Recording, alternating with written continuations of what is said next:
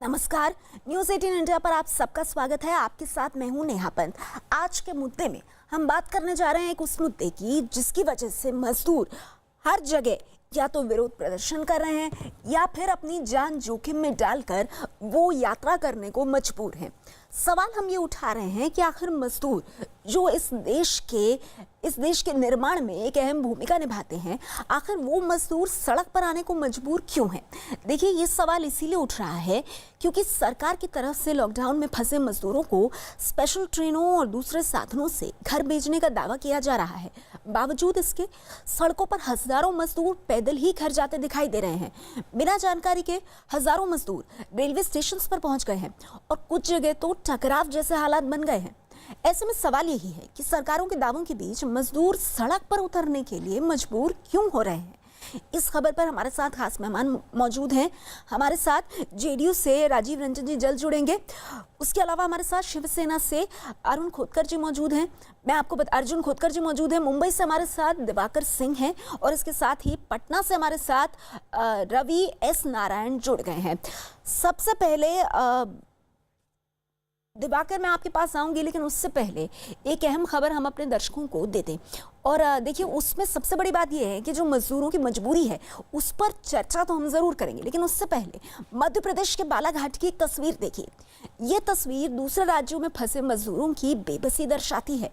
हैदराबाद में काम करने वाले एक मजदूर अपनी गर्भवती पत्नी और 2 साल की बच्ची को लकड़ी के पटरे से बनाई एक गाड़ी में किस तरह से खींचता नजर आया, ये बेबसी आप साफ देख सकते हैं। बताया जा रहा है कि मजदूर हैदराबाद से 17 दिनों में करीब 700 किलोमीटर का सफर तय करके मध्य प्रदेश के बालाघाट में अपने गांव पहुंचा और अपनी बच्ची को, अपनी बीवी को किस तरह से एक पटरे पर लेकर खींच कर जाता हुआ ये शख्स।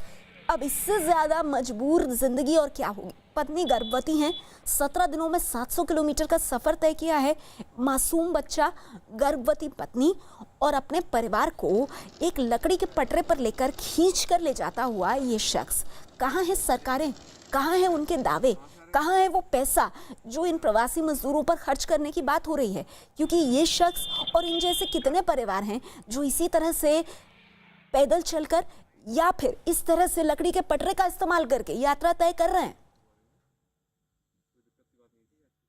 कहाँ से आना हो रहा है? हैदराबाद से आ रहे हैं। तो कोई शासन ने आपको कोई व्यवस्था नहीं दी क्या? बिल्कुल नहीं, किसी भी तरीके से? सिर्फ गोंडे में एक बार खाना मिला हमको। हाँ, बाकी कहीं पे हमको कुछ नहीं मिला। यहाँ पे खाना मिला तो वो खाना भी खाना योग्य नहीं था। कहाँ? ये राजेगांव। राजेगांव में। तो आपकी मेडिकल जांच वगैरह हो गई? हाँ, हो गई। तो आपको वहाँ जो हैदराबाद में किसी तरीके की सुविधा नहीं मिल पाई है? नहीं, कुछ भी नहीं, किसी भी तरीके नहीं। हम लोग लगातार जो इस समय कोरोना संकट चल रहा है, इसमें ये भी है कि बालाघाट जिले में दक्षिण के राज्यों से कई सारे मजदूर काफ़ी संख्या में पैदल चल के भी आ रहे हैं, गाड़ियों से भी पहुंच रहे हैं। तो अभी भ्रमण के दौरान महाराष्ट्र बॉर्डर पर ड्यूटी करते हुए एक पैदल परिवार देखा जिसमें पिता जो है राजू घुरमारे, उसके साथ 2 साल की बच्ची अनुरागनी और उसकी गर्भवती पत्नी धनवंता। तो हम लोगों के पास जो भी संसाधन उस समय उपलब्ध थे, बिस्किट्स थे, वो प्रोवाइड कराए गए।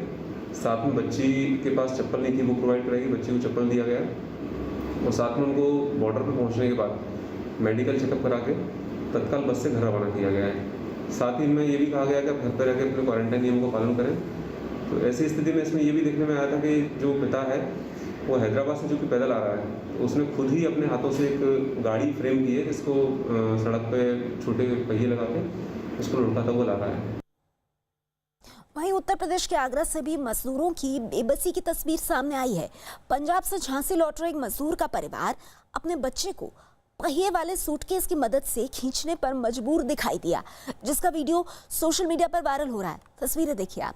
बच्चा किस तरह से शायद थक गया है बहुत बुरी तरह से, छोटा सा बच्चा है और उसे पहिए वाले सूटकेस पर मां खींचती हुई। इससे ज्यादा बेबसी शायद किसी व्यक्ति के जीवन में नहीं आ सकती। ये मजदूर जो खून पसीना एक करके अपनी हड्डियां तोड़कर एक तरह से इस देश के निर्माण में लगे रहते हैं, इनके बगैर कोई राज्य काम नहीं कर सकता, कोई सरकार नहीं काम कर सकती। और यहाँ देखिए कैसे इस मासूम बच्चे को अपने सूटकेस पर खींच कर ले जाती हुई ये महिला। मजदूरों की मजबूरी की तस्वीरें देश के हर हिस्से से आ रही हैं। उत्तर प्रदेश के बाद अब हम आपको मुंबई के कुर्ला स्टेशन की तस्वीरें दिखाते हैं। लेकिन उससे पहले ज़रा ये 2 तस्वीरें फिर से देखिए, ताकि ये कहीं ना कहीं जो लोग इन परिस्थितियों को सुधारने के जिम्मेदार हैं उनकी आत्माओं को झकझोरे। उत्तर प्रदेश की ये तस्वीर है, एक माँ अपने मासूम बच्चे को, अपने लाल को सूटकेस पर खींच कर ले जा रही है, उसके पास कोई और साधन नहीं। दूसरी तरफ ये शख्स मध्य प्रदेश अपने गांव पहुंचा है। कैसे? हैदराबाद से इसने अपने हाथों से लकड़ी का एक पटरा बनाया, उस पर अपनी गर्भवती पत्नी को बिठाया, अपने छोटे बच्चे को बिठाया, अपना जो कुछ सामान था वो रखा और हाथ से खींचता हुआ जाने कितने किलोमीटर की यात्रा करके मध्य प्रदेश के बालाघाट अपने गाँव पहुंचा। तो अब इन तस्वीरों पर सरकारें क्या कहेंगी? क्या हम सिर्फ बातें ही करते रहेंगे? और अब मुंबई के कुर्ला स्टेशन की तस्वीरें आप तक पहुंचाते हैं। आज सुबह सुबह सैकड़ों लोग कुर्ला स्टेशन पहुंच गए, जबकि इन्हें ये नहीं पता था कि उन्हें घर ले जाने वाली ट्रेन कितने बजे आएगी और कहां से आएगी। सभी लोग जमीन पर बैठे थे और पुलिस वालों के अगले फोन का इंतजार कर रहे थे। अभी तक की जानकारी के मुताबिक कुर्ला स्टेशन से कोई ट्रेन जाने वाली नहीं है। लोग दरअसल गलत जानकारी के आधार पर स्टेशन पहुंच गए। तस्वीरें आप देख रहे हैं किस तरह से मजदूरों को घर जाने का इंतजार है। कुर्ला स्टेशन पर ये लोग जो फंसे हुए हैं, इनको किसी ने जानकारी नहीं दी कि कुर्ला स्टेशन से कोई ट्रेन जाएगी ही नहीं। फिर भी ये लोग वहां पहुंचे। शायद एक श्रमिक ट्रेन यहाँ से चलने वाली है जिसके लिए कई लोग इंतजार कर रहे हैं। तो ये तो हालत है। इनमें से कई लोग ऐसे हैं जिनके पास शायद इंटरनेट का भी एक्सेस नहीं होगा। तो ऐसे में सवाल ये उठता है कि आखिर इन लोगों की जिम्मेदारी कौन लेगा? और फिर ये मजदूर सड़कों पर नहीं उतरेंगे तो क्या करेंगे? हम इस खबर पर हमारे साथ खास मेहमान मौजूद हैं, अर्जुन खोतकर जी। मैं चर्चा की शुरुआत आपसे करना चाहूँगी। ये जो आखिरी तस्वीर हमने दिखाई सर, ये मुंबई के कुर्ला स्टेशन की तस्वीर। अब इन मजदूरों को कौन बताएगा कि इनकी ट्रेन कहाँ से जाएगी, कैसे जाएगी, किससे इनको मिलना है? ना इनके पास पैसे हैं, ना इनके पास परिवार को रखने का इंतजाम है। दर दर ठोकरें खा रहे हैं और कुर्ला स्टेशन पहुँचते हैं तो कोई है नहीं जो इनका ध्यान रखे। कैसे चलेगा इस तरह? देखिए, नमस्कार। ये तो पूरी जवाबदारी सेंट्रल गवर्नमेंट की है। रेलवे महाराष्ट्र सरकार के एख्तियार में नहीं आता है। और हालात ये है कि रेलवे कब छोड़ेगी, रेलवे कब निकलेगी, इस बात का पता ना लोगों को है ना महाराष्ट्र सरकार को है। बस 2 घंटे पहले बता दिया जाता है कि रेलवे निकलने वाली है। 2 घंटे में कैसे इंतजाम कर पाएंगे हम लोग? मुझे ऐसा लगता है कि इसकी समय सीमा तय करना चाहिए। एक 4 दिन पहले तय करना चाहिए कि ये रेलवे आज यहाँ से जाने वाली है। आप 2 घंटे पहले बताती है रेलवे बोल, हाँ, तो दिक्कत तो होने वाली है। पहली बात मेरी बात है कि मेहरबानी कर आप महाराष्ट्र को बदनाम मत कीजिएगा। ठीक है, ठीक है। तो अर्जुन जी, आप कह रहे हैं कि जिम्मेदारी केंद्र सरकार की है और महाराष्ट्र सरकार को इस पर बदनाम ना किया जाए। राजीव जी जेडीयू से हमारे साथ है। राजीव जी, मैं आपका भी रिएक्शन चाहूंगी। राजीव जी के पास मैं जाऊंगी, लेकिन उससे पहले क्योंकि हम बात मुंबई की कर रहे हैं तो दिवाकर का रुख कर लेते हैं। दिवाकर, मैं आपसे जानना चाहूंगी, खोतकर साहब ने कहा कि आप इसमें महाराष्ट्र सरकार को बदनाम मत कीजिए, ये सारी जिम्मेदारी केंद्र की है।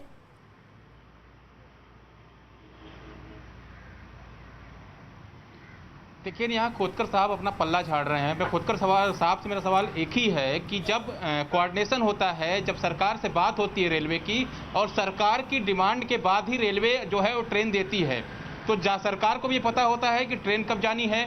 सरकार को टाइम में सारा जो सिस्टम है हैंडल करते हैं कलेक्टर इलाके के, जो इलाके के कलेक्टर होते हैं, सरकार के अन्य आला अधिकारी होते हैं।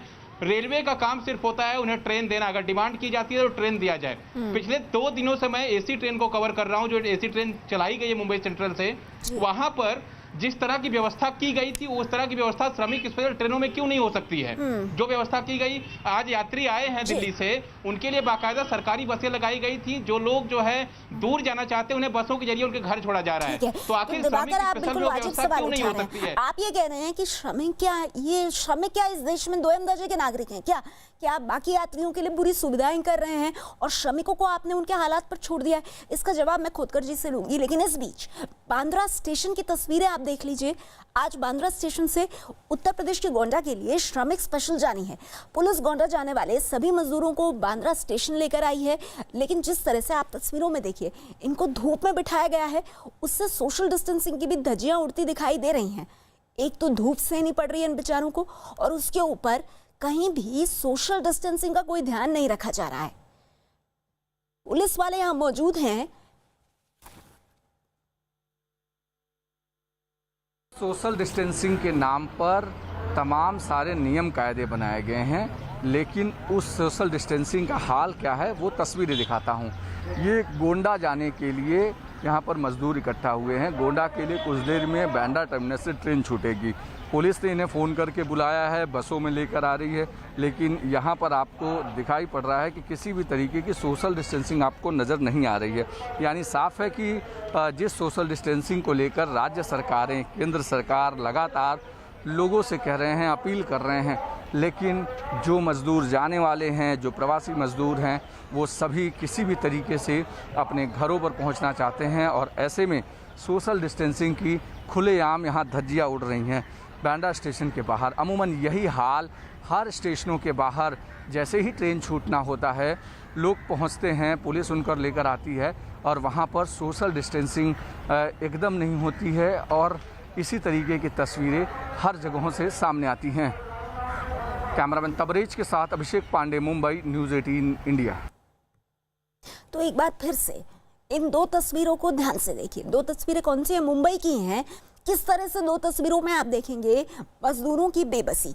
मुंबई के बांद्रा स्टेशन में धूप में इतने सारे लोगों को बैठा रखा है, कोई सोशल डिस्टेंसिंग नहीं है, और कुर्ला स्टेशन से ट्रेनें आज जानी ही नहीं है, लेकिन लोग वहां आ गए हैं क्योंकि किसी को पता ही नहीं है कि उनकी ट्रेन कहां से कब जानी है, और उनको कोई भी गाइड करने वाला, उनको जानकारी देने वाला कोई नहीं है।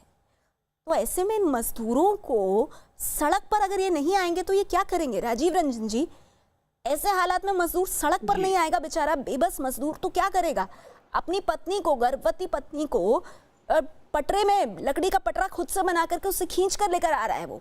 दूसरी जगह उत्तर प्रदेश में एक माँ अपने बच्चे को पहिए वाले सूटकेस पर खींचते हुए ला रही है। कहाँ हैं हम लोग? हम इन लोगों के लिए क्यों नहीं खड़े? राजीव जी देखिए नेहा जी, ये एक मुश्किल वक्त में जिस तरह की संवेदनहीनता का परिचय महाराष्ट्र सरकार ने दिया है, आप देखेंगे औरंगाबाद में जिस तरह से जो दृश्य सामने आया, रेल की पटरियों पर लोग सो गए और उसके बाद वो कट गए, उनके साथ उनकी रोटियां बिखरी हुई थी, और जब भी उनकी ओर से कहा गया तो घर जाने की जिद तो थी, इसलिए कि घर की जो एक बेचैनी है घर पहुंचने की संकट की घड़ी में, वो एक कारण है, लेकिन फैक्ट्रियों में काम करने वाले कामगारों को वेतन का भुगतान नहीं हुआ। उन्होंने भोजन की गुणवत्ता को लेकर के सवाल खड़े किए, और जिस तरह की कठिनाइयां उनके सामने थी, मुश्किल वक्त में उनका वहां रुक पाना और एक परेशानी का कारण बनता जा रहा था, और इसीलिए शायद व्यग्रता में वो कई दिनों तक इंतजार करने के पक्ष में नहीं दिख रहे। अब ये जो दृश्य सामने में आ रहे हैं, इसके लिए कुछ नहीं करना था महाराष्ट्र की सरकार को, रेलवे के साथ समन्वय करके ज्यादा ज्यादा जो सोशल डिस्टेंसिंग के पालन के लिए अधिकारियों को खड़ा करना, उन्हें सूचनाएं उपलब्ध कराना, और मुझे लगता है इस कार्य के लिए भी अगर महाराष्ट्र सरकार तैयार नहीं है, ठीक है, तो जिन प्रवासियों ने महाराष्ट्र की सरकार की, महाराष्ट्र की अर्थव्यवस्था को संभालने का काम किया, संकट की घड़ी में इस तरह से पल्ले झाड़ लेना। राजीव जी आपकी बात पे मैं जल्दी से एक जवाब लेती हूँ। खोदकर साहब, आप लोग पल्ला झाड़ रहे हैं? नहीं, बिल्कुल नहीं, मैं पल्ला नहीं झाड़ रहा हूँ। देखिए, सेंट्रल गवर्नमेंट पहले बोलती है कि हम फ्री रेल चलाएंगे, उसके बावजूद भी 25 या 15% भरना चाहिए, ऐसा फिर बाद में बोला गया। आज महाराष्ट्र सरकार ने सारे डीएम को 50 करोड़ रुपए दिया है, और 50 करोड़ भेज दिया है हर जिलाधिकारी को, और वो जो भी ट्रेन चलेगी उसका पैसा तुरंत महाराष्ट्र गवर्नमेंट भरने के लिए तैयार है।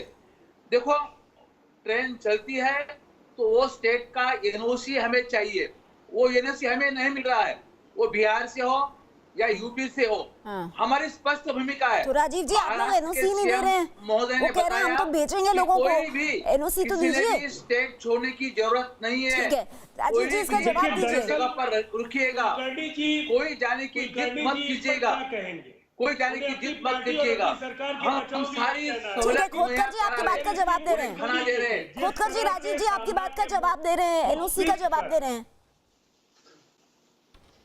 जिस तरह से सामना के मुखपत्र में बार बार प्रवासियों को किसी भी तरह से उनके राज्यों में भेजने की जो हड़बड़ी दिखी, जिस तरह से मजदूरों के प्रति संवेदनहीन रवैया दिखा, और जो इस पार्टी की विचारधारा, जो अतीत में प्रवासियों को लेकर के मन में जो वितृष्णा, नाराजगी, घृणा, वो कहीं ना कहीं इन फैसलों में दिखती है। और इसीलिए प्रवासी इनके लिए केवल एक निमित्त मात्र है कि इनके लिए वो काम करेंगे, लेकिन जब मुश्किल वक्त आएगा तो उसकी फिक्र इनको नहीं होगी। चलिए, मैं इसमें जवाब खोदकर जी आपका लूंगी, मैं इसमें जवाब खोदकर जी का लूंगी, लेकिन उससे पहले पटना लेकर के चलते हैं आपको। पटना में हमारे संवाददाता रवि नारायण मौजूद हैं। रवि, पटना रेलवे स्टेशन पर आप हैं, वहां से किस तरह की तस्वीरें सामने आ रही हैं?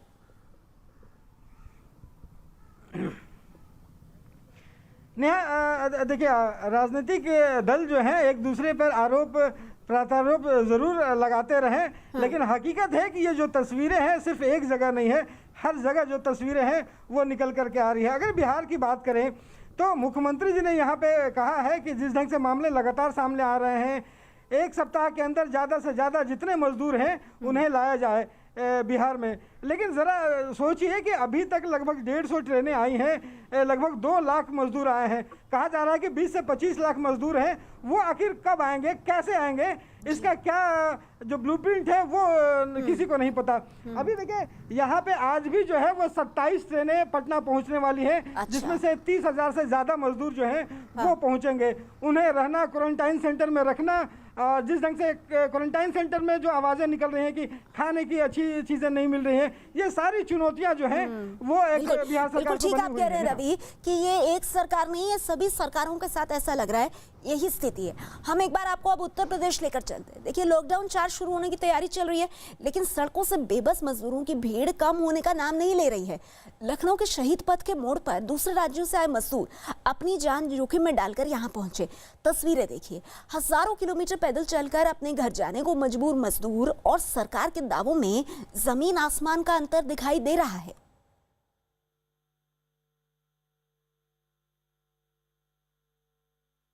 लॉकडाउन के दौरान महाराष्ट्र, राजस्थान, दिल्ली जैसे राज्यों से भारी संख्या में मजदूर, कामगार, श्रमिक आ रहे हैं। आप देखिए किस तरह से जो ट्रकें जैसे खड़ी होती हैं, एक तरीके से मारामारी की स्थिति हो जाती है और सीधे ट्रकों पर लोग चढ़ने लगते हैं। हालांकि पुलिस फोर्स के लोग गाड़ियों को यहाँ, आप देखिए पुलिस फोर्स के लोग गाड़ियों को यहाँ आपको हटाते दिखेंगे। पुलिस फोर्स के जवान आ गए हैं, ट्रक वालों को हटा रहे हैं। लेकिन जो मजदूर हैं, यानी जो कामगार, श्रमिक बाहर से आ रहे हैं, अगर आप ट्रकों पर देखिए तो पूरी की पूरी भीड़, आप देखिए ये बाहर की गाड़ियां हैं, उस पर लद कर पूरी तरह से आ रहे हैं। यानी जो बाहर की गाड़ियां हैं, तो मजदूर ही मजदूर आपको सड़क पर दिखाई देंगे, यानी जिन्हें आप सरकार कामगार और श्रमिक कह रही है। तो ये सड़क पर जो नज़ारा है, इसको देखकर आपको अंदाजा लग सकता है कि क्या कंडीशन है। लॉकडाउन का चौथा चरण शुरू होने वाला 18 मई से, लेकिन फिर भी अगर आप सड़कों पर देखें तो सामान, बच्चे, महिलाएं, बुजुर्ग, जितने भी हैं सब लोग आपको सड़कों पर दिखाई देंगे। कोई कहीं से आ रहा है, कोई कहीं से आ रहा है। कहाँ से आ रहे हैं आप लोग? अकबरपुर से, बम्बई से। बम्बई से आ रहे हैं? हाँ, अकबरपुर जाना है। अम्बेडकर नगर? हाँ। कैसे आए आप लोग यहाँ तक? वो टैक्सी से। टैक्सी से, पैदल? बच्चे हैं, कितने दिन में पहुँचे हैं आप? 4 दिन हो गए आज। कहाँ से आ रहे हैं? कहाँ से? लुधियाना से सर। लुधियाना से। लुधियाना से आ रहे हैं? पंजाब से? पंजाब, लुधियाना से। पंजाब से। लुधियाना से। हाँ। कैसे आए यहाँ तक? यहाँ तक एक ट्रक मिल गया था, थोड़े दूर आए, उसके बाद पैदल फिर आ रहे हैं। पैदल आ रहे हैं? वहाँ सरकार खाना पीना नहीं दे रही है? कुछ व्यवस्था नहीं था। हम लोग 1 महीना थे वहाँ पे, कोई व्यवस्था नहीं, कोई खाना, कोई राशन फ्री में नहीं मिला। लेकिन हम लोग नहीं पाते हैं, वही सब जो पाते हैं यहाँ के, वहाँ पंजाबी लोग हैं वही लोग पाते हैं। उन्हीं को देते हैं, मतलब भेदभाव करती सरकार पंजाब? हाँ, पंजाब की। तो देखा आपने कि इनका आरोप है ये पंजाब से, लुधियाना से आ रहे हैं, साफ तौर पर कह रहे हैं सरकार वहाँ पंजाब के लोगों को भोजन देती है, महाराष्ट्र के लोग आरोप लगाते हैं कि वहाँ के लोग देती है। जो लोग यहाँ के हैं, इधर आ रहे हैं, जो उत्तर प्रदेश आ रहे हैं, वो सब वहाँ की से पीड़ित भी हैं एक तरीके से, और अब वापस आ रहे हैं। तो आप देख सकते हैं कि सड़कों पर महिलाएं देखिए किस तरह ऊपर चढ़ रही हैं, इन्हें अपने गंतव्य तक पहुँचना। हालांकि उत्तर प्रदेश सरकार लगातार व्यवस्था कर रही है, यहाँ पुलिस उन्हें रोक भी नहीं रही, ट्रकों पर बैठने दे रही है और आगे बढ़ा रही है। इधर देखिए पुलिस फोर्स के जवान हैं, उनको ले जा रहे हैं। आप देख सकते हैं कि जो लोग हैं, गाड़ियों को पुलिस फोर्स के लोग उसको भी हटवा रहे हैं, क्योंकि लगातार जो यहाँ भीड़ बढ़ती जा रही है उसको लेकर पुलिस प्रशासन, जो लोग हैं वो काफ़ी चौकन्ने हैं, काफ़ी सावधान है। उसको लेकर पुलिस थोड़ी सख्ती भी बरत रही है। तो इस तरह आप देख सकते हैं कि नज़ारा जो है वो काफ़ी विहंगम है, एक तरीके से चौंकाने वाला। सरकार के लाख प्रयास के बावजूद भी अभी भी कामगार और श्रमिक सड़कों पर दिखाई दे रहे हैं। हालांकि उनका आरोप है जहां से वो आ रहे हैं वहां की सरकारें उनकी सहायता नहीं कर रही है। वीडियो जर्नलिस्ट अखिलेश साथ अजीत सिंह, न्यूज़ 18 लखनऊ। राजीव जी, तो महाराष्ट्र की हम क्यों बात करें, ये हाल तो उत्तर प्रदेश में भी दिख रहा है। बिहार से हमारे संवाददाता ने क्या कहा वो भी आपने सुना। देखिए, मैं आपके संवाददाता की पूरी बात सुन रहा था। अभी तक जो लोग आए हैं कल और आज में, अगर आप मिलाकर देखेंगी तो 85,000 मजदूर बिहार आ चुके हैं और आ रहे हैं। और अब तक 2.5 लाख से ज्यादा मजदूर बिहार में, आज शाम तक 2.5 से 3 लाख के बीच में मजदूर आ जाएंगे।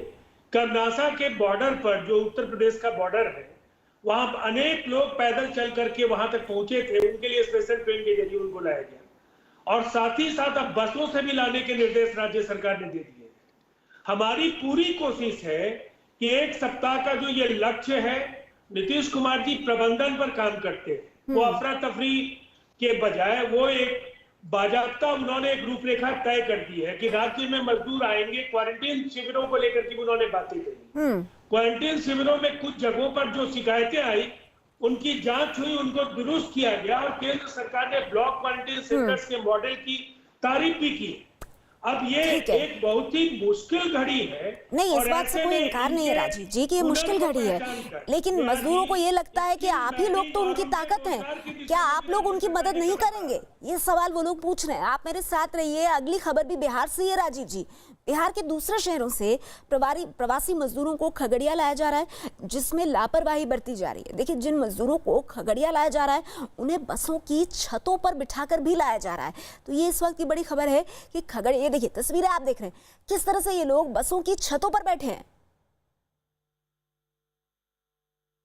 कि ये जो ट्रांजिट कैंप है खगड़िया बाजार समिति में बनाया गया, जो बसें यहाँ पहुँच रही है उसमें छत पर बैठ करके प्रवासी मजदूर यहाँ पे इस कैंप तक पहुँचते हैं। तो कहीं ना कहीं उस जो छत पर बैठे हुए सोशल डिस्टेंसिंग का भी वो पालन नहीं कर रहे हैं, और जिनके जहाँ से वो बस खुली है उनको ये दायित्व बनता है कि उनको सोशल डिस्टेंसिंग मेंटेन करवाते हुए खगड़िया इस ट्रांजिट कैंप में भेजे और उसके बाद वहाँ से जो अन्य गृह जिला है वहाँ पर भेजने की तैयारी करे। तो एक तरह से ये बड़ी लापरवाही सामने आई है।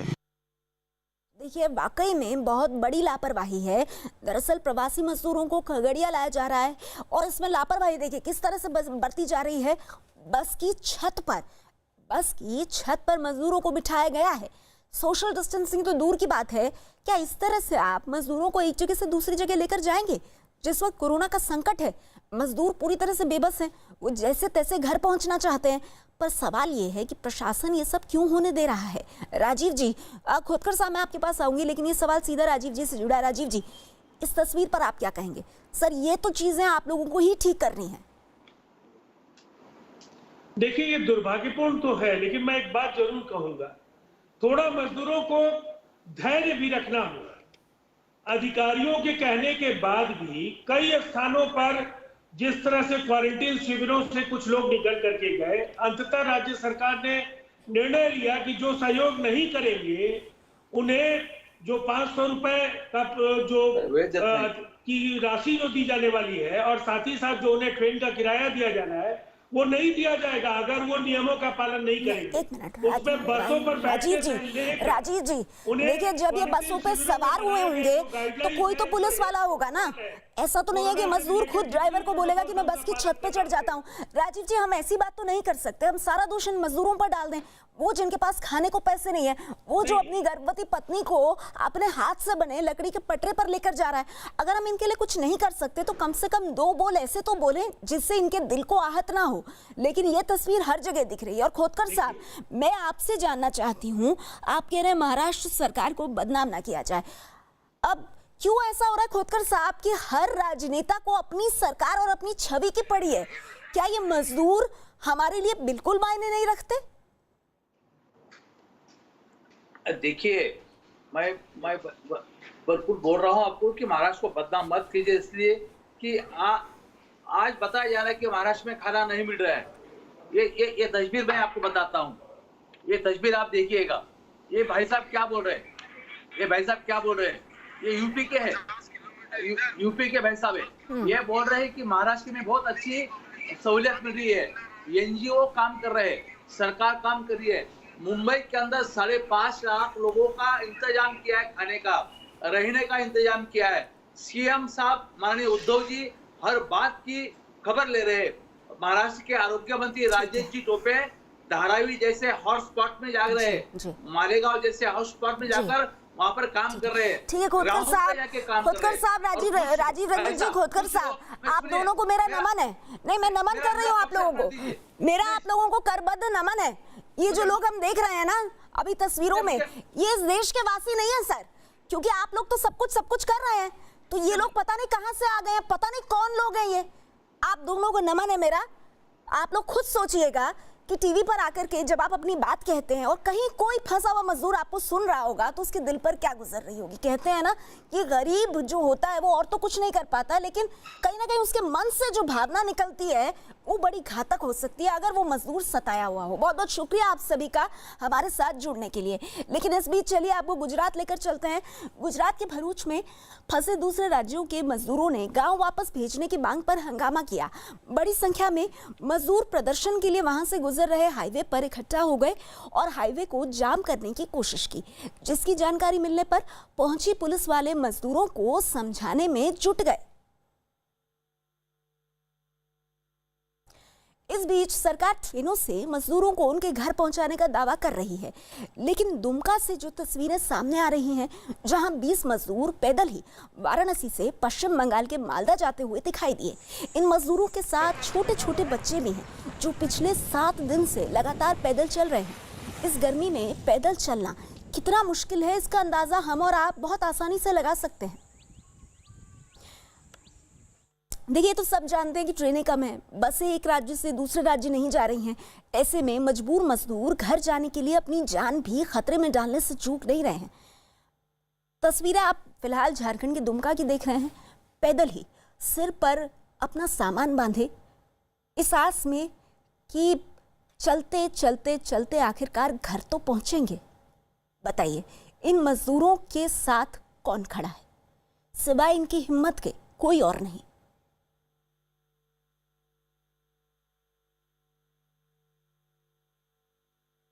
वाराणसी में पुलिस ने एक ट्रक कंटेनर में घर जाने वाले 50 से ज्यादा मजदूरों को पकड़ा है। 4 दिन पहले ही ये लोग महाराष्ट्र से रवाना हुए थे और उत्तर प्रदेश के अलग अलग शहर के रहने वाले थे। तो कंटेनर में जा रहे थे मजदूर, इनको पकड़ा है पुलिस ने। अब इनको कंटेनर में क्यों जाना पड़ा, जान जोखिम में क्यों डालनी पड़ी, ये बताने की जरूरत नहीं है। छोटे छोटे मासूम बच्चों को आप इन तस्वीरों में देख रहे हैं, जिनको पता भी नहीं होगा कि आखिर इतनी भरी धूप में उनके माँ बाप उनको ये कष्ट, ये तकलीफ क्यों दे रहे हैं, इतने किलोमीटर क्यों चलवा रहे हैं। लेकिन इन फंसे हुए मजदूर जो हैं, ये माँ बाप, इनके पास भी कोई जरिया नहीं है, कोई तरीका नहीं है।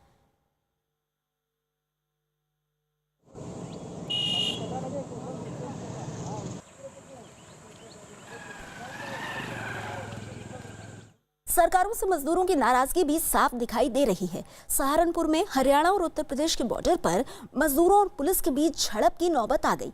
इन मजदूरों को बिहार जाना है, लेकिन पुलिस ने बॉर्डर पर ही रोक लिया, जिसके बाद नाराज मजदूरों ने नारेबाजी भी की। तस्वीरें आप उत्तर प्रदेश के सहारनपुर की देख रहे हैं। साफ तौर पर सरकार से नाराज दिखाई दिए वो लोग जो किसी भी तरह से अपने घर नहीं पहुंच पा रहे हैं।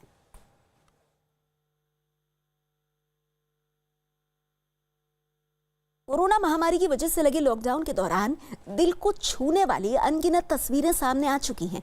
ऐसे ही दिल को झकझोर देने वाली एक तस्वीर सामने आई है झारखंड के खूंटी से। एक छोटा सा बच्चा कंधे में अपने चाचा चाची और बहन के लिए खिचड़ी ढोकर ले जाता दिखा तो लोगों को किस्से कहानियों वाला श्रवण कुमार याद आ गया। खूंटी नगर भवन में रोजाना खिचड़ी बांटी जाती है। यहाँ से 3 किलोमीटर दूर रहने वाला ये बच्चा अपने भूखे चाचा चाची और बहन के लिए खिचड़ी लेकर जाता है।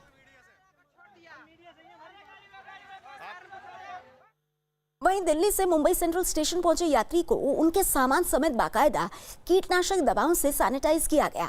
ट्रेन से यात्रा करने वालों को सैनिटाइज करने के लिए फायर ब्रिगेड का इंतजाम किया गया है।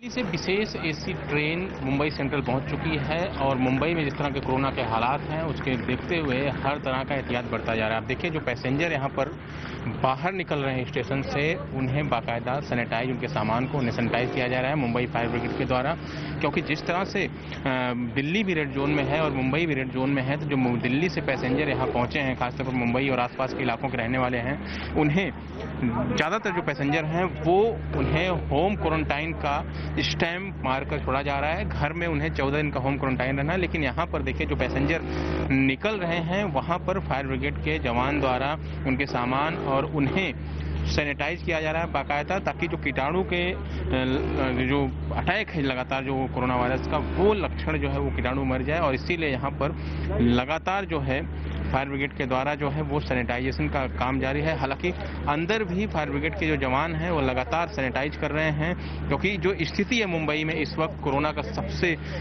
बड़ा खतरा इस वक्त मुंबई में है और जिसको देखते हुए इस तरह के एहतियात लगातार स्टेशन पर बढ़ते जा रहे हैं। रेलवे ने 12 मई से चलाई जा रही स्पेशल ट्रेनों से जुड़ी एक अहम घोषणा की है। रेलवे से मिली जानकारी के मुताबिक स्पेशल ट्रेनों में जल्द ही यात्रियों को वेटिंग टिकट बुक करवाने की सुविधा भी मिलेगी। हालांकि वेटिंग टिकटों की संख्या पहले से तय होगी और काफी कम होगी। अब तक स्पेशल ट्रेनों में सिर्फ कंफर्म्ड टिकट ही बुक करवाए जा सकते थे। रेलवे ने बताया कि 15 मई से स्पेशल ट्रेनों में वेटिंग टिकट की बुकिंग शुरू हो जाएगी। हालांकि स्पेशल ट्रेनों के लिए वेटिंग टिकट 22 मई और उसके बाद की तारीखों के लिए ही बुक कराए जा सकेंगे। रेलवे ने यह भी साफ किया है कि स्पेशल ट्रेनों में RAC टिकट नहीं मिलेंगे, यानी एक सीट पर 2 लोगों को बैठकर यात्रा करने की सुविधा नहीं मिलेगी। रेलवे ने 12 मई से ही 15 स्पेशल ट्रेनों की शुरुआत की है जो दिल्ली से देश के अलग अलग शहरों के लिए जाएंगी। श्रमिक ट्रेनों और स्पेशल ट्रेनों के बाद रेलवे अब और ट्रेनें चलाने की तैयारी में है। जानकारी के मुताबिक रेलवे अब शताब्दी और एक्सप्रेस ट्रेनों को चलाने की तैयारी में है। इन ट्रेनों को चलाए जाने की तारीख अभी तय नहीं हुई है, लेकिन रेलवे जल्द ही इनका ऐलान कर सकता है। जानकारी के मुताबिक जो शताब्दी और एक्सप्रेस ट्रेनें चलाई जाएंगी उनमें वेटिंग टिकट भी बुक करवाया जा सकेगा। एग्जीक्यूटिव क्लास में सिर्फ 20 वेटिंग टिकट बुक करवाए जा सकेंगे। इसी तरह AC फर्स्ट में भी सिर्फ 20 वेटिंग टिकटों की ही बुकिंग होगी। AC2 में 50 और AC3 में 100 वेटिंग टिकट बुक करवाए जा सकेंगे, जबकि AC चेयर कार में 100 और स्लीपर में 200 वेटिंग टिकटों की बुकिंग हो सकेगी।